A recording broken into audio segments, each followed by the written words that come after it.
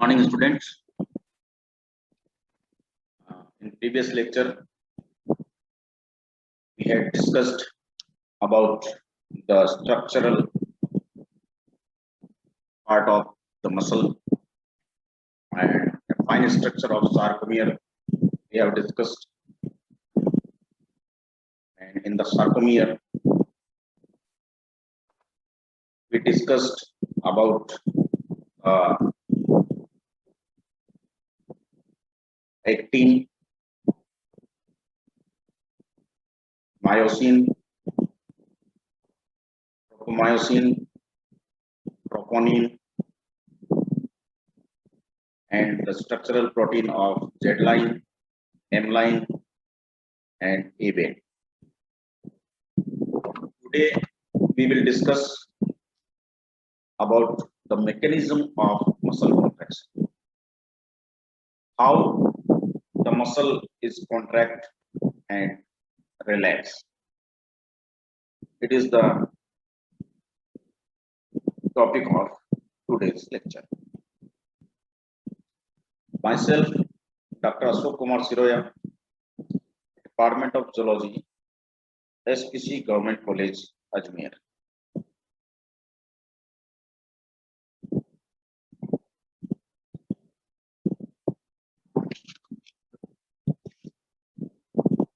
Back to the mechanism of muscle contraction. A muscle fiber contracts when it is stimulated by nerve impulse, electrical impulse, or mechanical stimulus. The skeletal muscle contracts when it is excited by these stimulus. Excitation is also known as depolarization of that muscle fiber,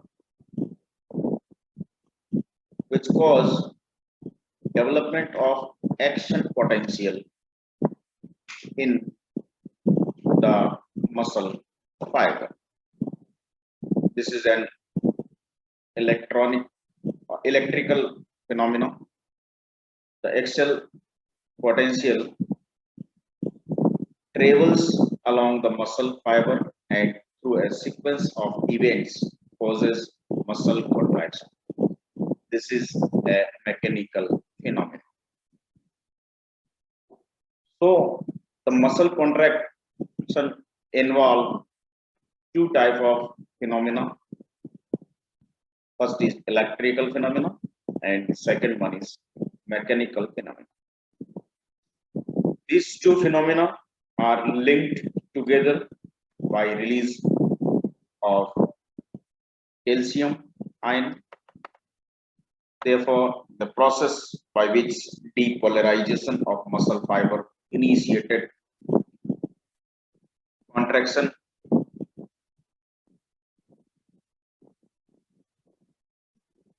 Therefore, the process by which depolarization of muscle fiber occurs, also known as initiation contraction or excitation contraction coupling. In a resting muscle fiber, the sarcolemma is electropositive outside and electronegative inside. Thus, it has the resting membrane potential of minus 90 millivolt and is said to be polarized. It is also called RMP, resting membrane potential.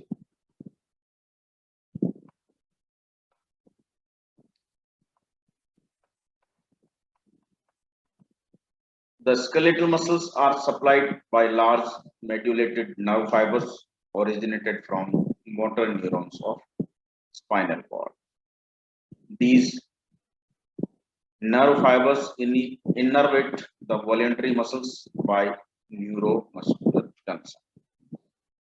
So we can say the neuromuscular junction is a junction between nerve cell and muscle fiber. This junction transfer the spinal signal from nerves to muscle, which spread into the wall muscle fiber. This is the point where a synapse of an afferent nerve makes contact with the muscle fiber. So this is a contact of nerve to the muscle. The sensory nerve supply to the muscle is afferent, while the motor supply is known as efferent supply. The neuromuscular junction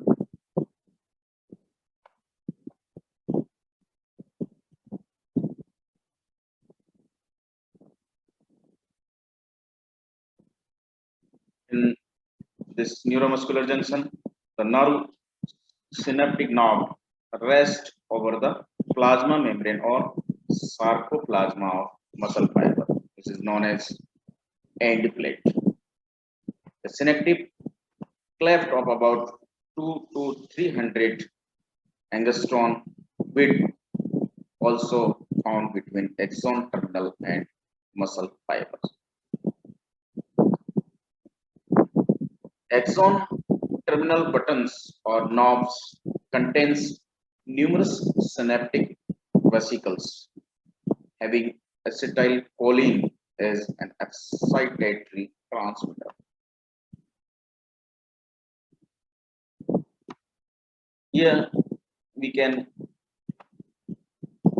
see the neuromuscular junction in this diagram.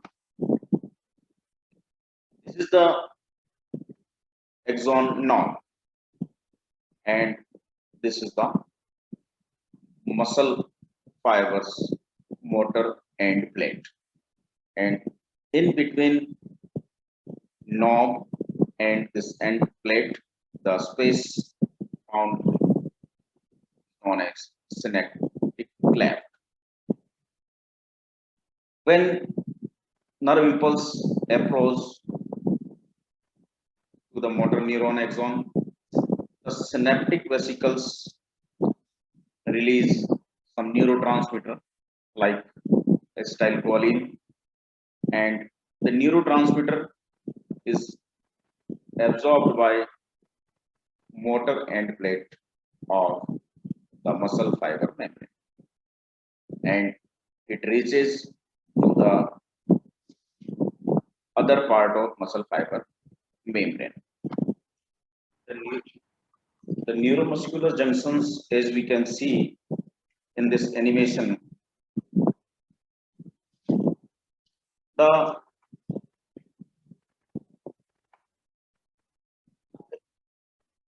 extent potential arrives at the presynaptic terminal, causing voltage-gated calcium ion channels to open, increasing the calcium ion permeability of the presynaptic cleft. Calcium ion enters the presynaptic uh, terminal and cause vesicles to release their neurotransmitter acetylcholine from the synaptic vesicles into the presynaptic cleft, like this. Now, the diffusion of acetylcholine across the synaptic cleft and binding of acetylcholine to acetylcholine receptors on the postsynaptic muscle fiber membrane, or we earlier said it as the end plate of muscle fibers, causes an increase in the permeability of ligand-gated sodium channels.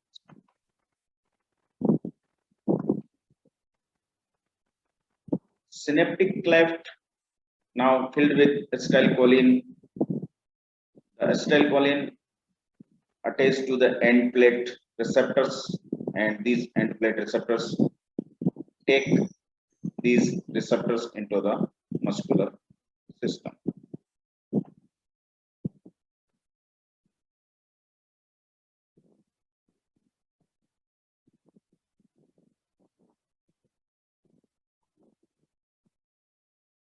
movement of sodium ion into the muscle cell result in depolarization of the postsynaptic membrane. Once the threshold has been reached, means the sodium uh, ions movement has their highest limit. The postsynaptic membrane depolarizes, and the action potential is generated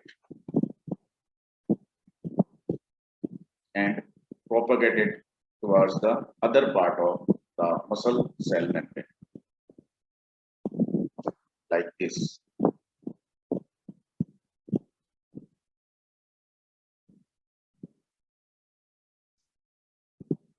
And then acetylcholine is rapidly broken down to as acetyl and choline.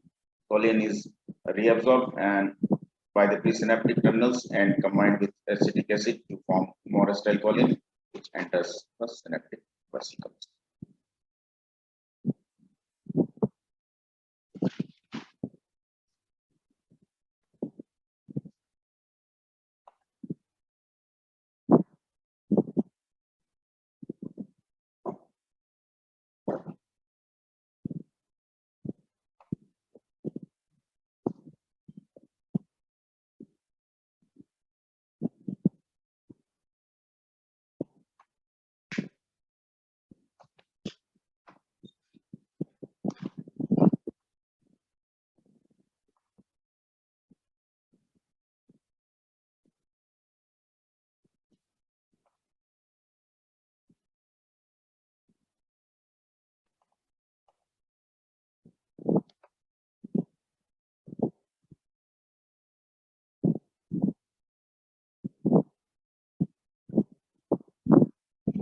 So the